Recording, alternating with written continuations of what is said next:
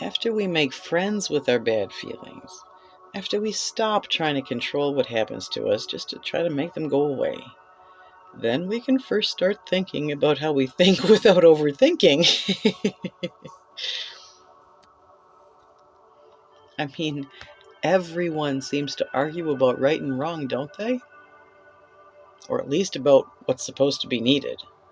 I mean, who are you supposed to listen to when the only thing everyone seems to agree on is that you need to take their side, right? Of course, requiring agreement is probably the most obvious mark of toxic communication. I mean, even toddlers can spot it. I know, we only take sides when we're afraid that it's needed. But taking control when danger threatens isn't being responsible. It's the best way to prevent cooperation when it's needed most. It's what prevents real fixes. Respecting freedom of choice doesn't require you to support things you're sure are bad. Quite the opposite. You no longer feel you need to tolerate anything to get what you want. When we meet our needs naturally, we stop needing others to obey our fears. Respect creates safety and freedom. Control is what creates fear and restriction. Not to mention rebellion. Fear is not wisdom. It's just a very strong feeling that gets even stronger when we don't learn how to admit it and work through it instead of trying to control others with it just because it happens to be pressing the panic button. Urgency is the clearest sign that what you really need is just a time out, a little sanctuary. There are a lot of people with good intentions who trust that fear is a healthy instinct. It's supposed to be something we need to survive, isn't it? And it's true, things do not have to be all sunshine and rainbows to be healthy. I mean, that's just toxic positivity. But true support creates ever more freedom, not ever more need. That's addiction. Fear is a terrible friend. Even if they really do mean the best, it doesn't protect us from being hurt. It's what keeps us feeling hurt. Many think even the Bible agrees that fear of the Lord is the beginning of wisdom. It's a famous verse from Proverbs if you haven't heard it before. Even though the most repeated phrase in the Bible, of course, is, "Fear not." Preachers would say that Proverbs is really trying to talk about that amazing feeling of reverential awe, not the horrible feeling you get that something really bad is about to happen, which might very well be true. But it's also true that for many, the first step out of the mess fear makes is to fear what they imagine the most powerful God must be, instead of everything else. It doesn't mean God is to be feared. It's just the first step out of the dark when you feel like you have to make yourself be good. Babies can only learn language in stages, where technically wrong really is the only right next step, and without it, they don't get to the next one. The only way a rocket actually makes it to the moon is technically to be off course 99.9% of the time. It gets there by continually adjusting. Respect that has to be earned is not respect at all. It's just manipulation. And you never needed others to do anything anyway. I mean, it really doesn't feel like that, does it? I mean, it feels like respect should be earned, right? How is it fair for people to expect the kind of respect they don't even practice? I mean, how long are you going to be kind to someone who consistently ignores your pain or even seems to take joy in it? Don't we need to be careful what we tolerate? I mean, we are teaching people how to treat us. It is absolutely true that less mature people do use more mature people as a mirror. They'll blame the innocent person for the things that they do or would in your shoes, and most of the time they really believe it's you doing it. The more wonderful you are, the worse you'll automatically feel treated just because their logic is completely backwards of yours. They don't even need to try to attack you. Scared parents do this to naturally wise kids way more than anyone wants to admit.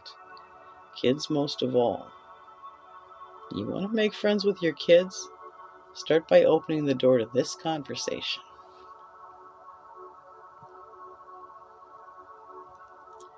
Still, no matter how old you are, no matter what side of which fence you are on, no one has to tolerate disrespect or do what others want them to do to respect others. And just because respecting disrespectful people does not help them treat you any better, doesn't mean it isn't doing any good. It's protecting you from becoming them. Only being good to those you're sure deserve it is exactly how they got to be the way they are. Bribes and punishments don't work. An eye for an eye really does make the whole world blind.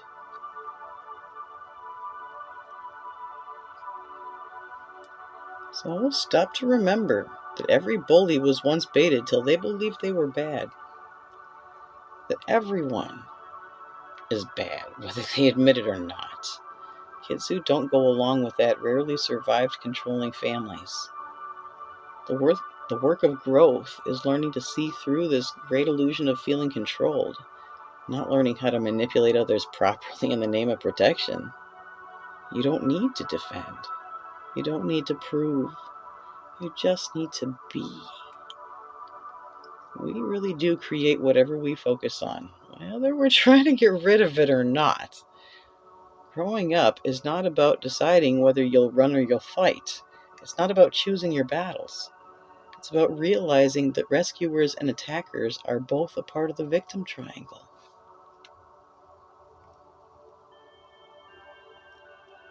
We really do control our experiences, just not by controlling or changing others' choices. Change yourself first, and the world around you really is going to shift. Even monks marching to a death by fire during the Inquisition maintained this as truth. Not as an idea worth dying for, not as something they wanted to believe, as a reality they actually experienced all of the time, even as they marched to their death. Granted, they did also know how to turn pain off in a way that most people don't even believe is possible. But quite frankly, that only makes their point even more clear.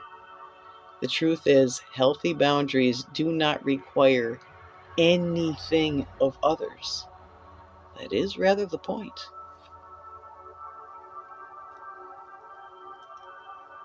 The real problem is never that others oppose you, or that your current needs are hard to meet.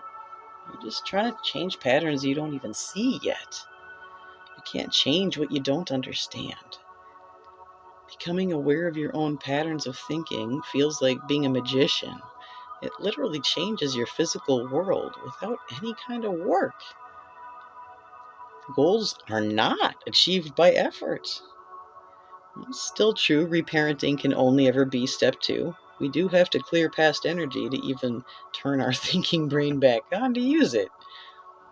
But reprogramming how you think is how you stop needing future energy clearings.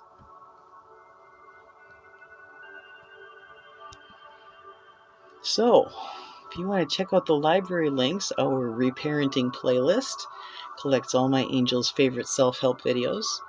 Ditch all the $20 words without insulting your intelligence or oversimplifying, or even running on at the mouth.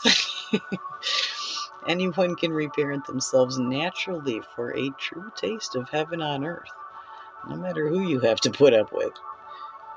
This page is linked in the video comments so that you can get to the playlist easily. And our school community will also have a special selection with basically it's put together like a little power course. If you go to the web page here, you can actually click on that chart and take a peek at it. The course uses the charts that my angels built over the years and all kinds of self-help surveys to put all the pieces into a big picture, not just some of them. So what are we doing right now? Well, of course, we always answer questions for free and we offer top shelf yet income-based services. Absolutely anyone can request family mediation, or any kind really. Create the kind of healing that changes actions in only one round of virtual sessions per problem. As always, everyone over 5 pays their own hourly wage in volunteer time if they don't have income. And yes, we are confident that those we help you ask to participate will still agree. It is well worth their time to work with you.